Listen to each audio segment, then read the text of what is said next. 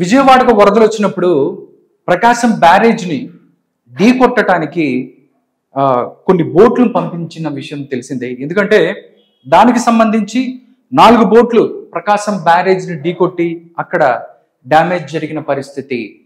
అప్పుడు ఏం జరిగింది ఏంటనేది కూడా దీని మీద అనుమానం ఉందని చెప్పి తెలుగుదేశం పార్టీ కానీ, దాంతోపాటు ప్రభుత్వం, దాంతోపాటు అధికారులు కూడా చాలామంది దానికి సంబంధించి అనుమానం వ్యక్తం చేశారు. దానికి సంబంధించి అంతకుముందు నేను ఒక వీడియో చేశాను. ఆ వీడియో చేసినప్పుడు అక్కడ నేను మాట్లాడుతూ ఏం చెప్పానంటే, వైసీపీ కలర్లు ఉన్నాయి బోట్లకి, దీని మీద అనుమానం ఉంది అని చెప్పి ఎవరైతే ప్రభుత్వ అధికారులు ఎవరైతే ఉన్నారో వాళ్ళందరూ కూడా దీని మీద అనుమానం వ్యక్తం చేస్తున్నారని చెప్పి నేను మాట్లాడాను. అప్పుడు కింద కామెంట్ బాక్స్లోకి వచ్చిన పేటీఎం సోదరులు కొంతమంది అక్కడ తెలుగుదేశం పార్టీకి సంబంధించి ఎల్లో ఉంది అంటే తెలుగుదేశం పార్టీ వాళ్ళు చేశారా అని చెప్పి కొంతమంది పేటీఎం సోదరులు కింద కామెంట్ చేసిన పరిస్థితి. కలర్స్ ఏమున్నాయి ఏంటి అనేది కూడా ఏంటంటే తెలుగుదేశం వాళ్ళు ఎందుకు చేయకూడదు అని చెప్పి మీ అనుమానం.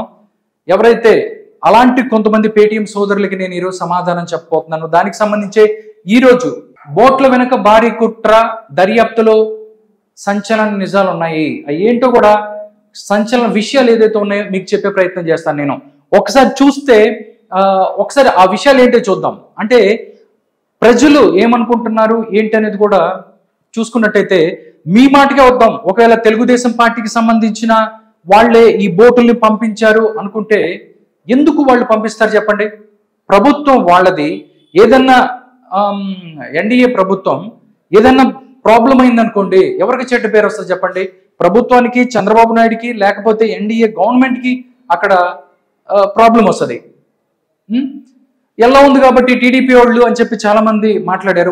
వాళ్ళకే చెప్తున్నాను, ఈ రోజు ఎవరైతే ఏం జరిగింది అనేది కూడా ఒక్కసారి ఆ కుట్ర కోణాన్ని మీకు చెప్పి దాని తర్వాత దానికి సంబంధించి ఏం జరిగిందని కూడా మీకు కొన్ని ప్రూఫ్స్ చూపించే ప్రయత్నం చేస్తాను.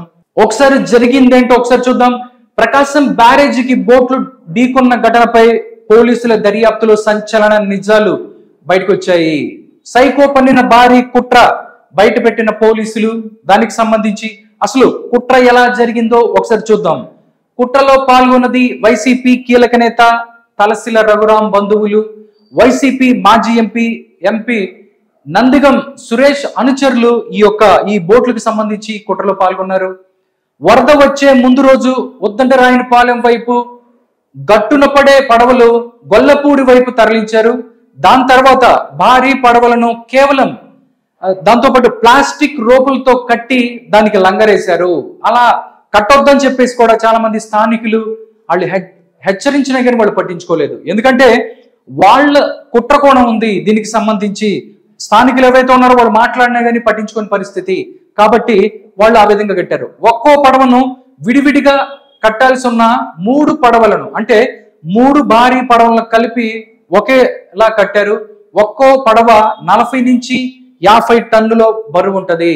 బట్ ఇలాగా అంటే ఒక్కొక్క పడవను కట్టాల్సిన వాళ్ళు 3 పడవల్ని కలిపి వాళ్ళు కట్టి ఒక్కొక్కటి 40 నుంచి 50 టన్నుల బరువు ఉంటుందని చెప్తున్నారు. మొత్తం 5 పడవలు బ్యారేజ్ను ఢీ కొట్టేలా వాళ్ళు ప్లాన్ చేశారు. దీనికి సంబంధించి దుర్గమ్మ కృష్ణమ్మ ఆశీస్సులతో బ్యారేజ్ పిల్లర్ ని కాకుండా కౌంటర్ వెయిట్లను డ్యామేజ్ చేశాయి ఈ బోట్లు. నిజంగా ఎందుకంటే ఎవరైతే అప్పుడు మనం చాలా సినిమాల్లో చూసాం, ఏదన్నా విజయవాడకి ఏమన్నా జరిగితే పైన ఉన్న దుర్గమ్మ కాపాడుకుంటది అని చెప్పి చాలా సందర్భాల్లో మనం చూసాం. ఇప్పుడు కూడా ఎవరైతే వైసీపీ వాళ్ళు చేసిన ఈ కుట్రను కూడా నిజంగా దుర్గమ్మే కాపాడుకుంది అని చెప్పి ప్రజలు మాట్లాడుకుంటున్న పరిస్థితి.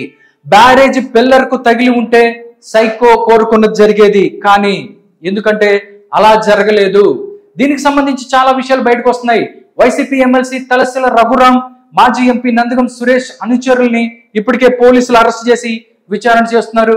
వారి కాల్ డేటా, కార్యక్రమాలపై వారు ఏం చేశారనే దాని మీద కూడా పోలీసులు లోతైన దర్యాప్తు మొదలు పెట్టారు.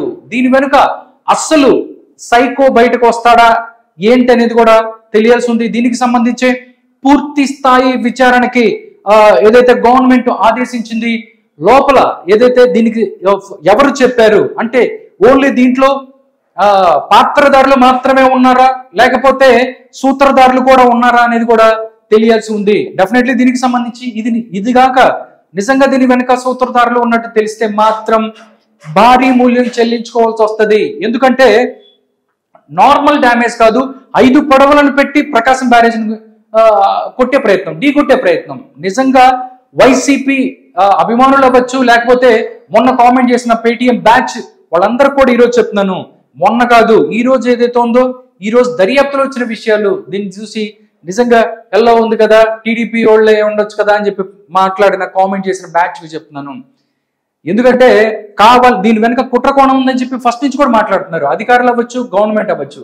దీనికి సంబంధించి సీఎం గారికి నివేదిక ఇచ్చారు. ఈ నివేదిక సారాంశాన్ని పట్టించుకున్న తర్వాత దీనికి సంబంధించి అరెస్ట్ కూడా చేశారు. దీని వెనక ఎవరున్నారు అనేది కూడా తెలియాల్సి ఉంది.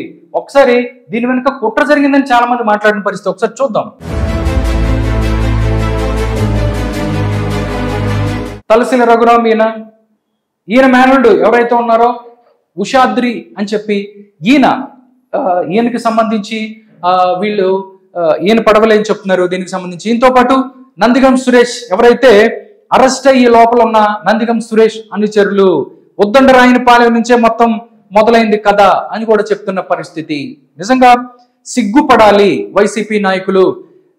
జనాలు అక్కడ మొన్నటిదాకా 4 రోజులు ఎలా జరుగుతుంది ఏంటి అని కూడా భయపడుతున్న పరిస్థితిలో కనీసం సహాయం కూడా చేయని వైసీపీ నాయకులు ఈరోజు బయటకు వచ్చి పిచ్చి పిచ్చిగా మాట్లాడతాం. మీరు సహాయం చేయకపోగా ఇంకా అక్కడ ప్రమాదాన్ని సృష్టించాలని చూశారు, విజయవాడ మునిగిపోవాలని చూశారు. నిజంగా దుర్గమ్మ ఎవరైతే ఉన్నారో ఆవిడే రక్షించుకుంది అని చెప్తున్నారు.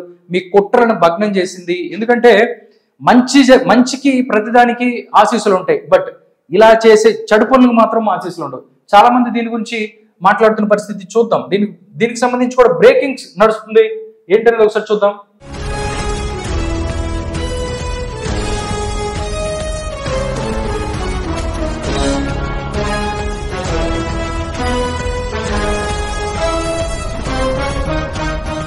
దీనికి సంబంధించి మీడియాలో కూడా ప్రతి చోటగా దీనికి సంబంధించి బ్రేకింగ్ న్యూస్ అందరూ దీనికి సంబంధించి మాట్లాడుతున్న పరిస్థితి.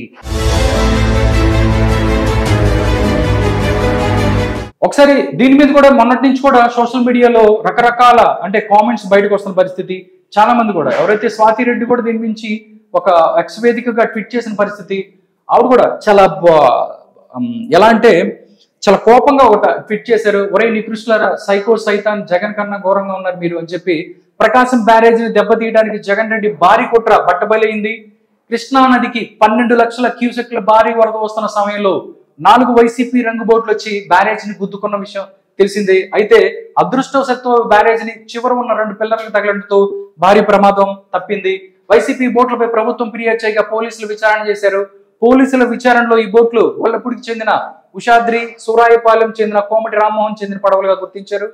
జగన్ కి నమ్మిన బంటూ వైసీపీ ఎమ్మెల్సీ తలసిల రఘురామ్ ముఖ్య అనుచరుడు, సూరాయపాలెం చెందిన కోమటి రామ్మోహన్ రాజధాని గ్రామాల్లో నందిగం సురేష్ అనుచరులతో కలిసి జగన్ రెడ్డి నడిపిన ఇసుక మాఫియాలో ముఖ్య అనుచరుడు ఈ కోమటి రామ్మోహన్. అంటే ఎక్కడ ఆంధ్రప్రదేశ్ కి సంబంధించి నిజంగా వైసీపీ నాయకులు సిగ్గుపడాలి. నిజంగా ప్రభుత్వం దీని మీద కఠిన చర్యలు తీసుకోవాలి.